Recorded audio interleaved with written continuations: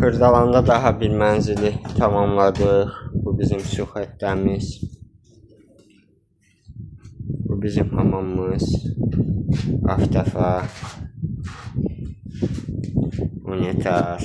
Modadır və trapı. Orada da duş olacaq. Duş və trapı.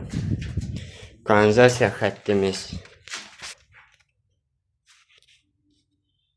Buradan gəlir belə. Yüzdük.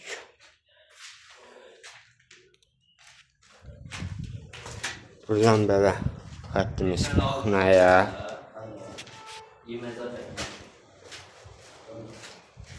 Bu bizim kuxnamız.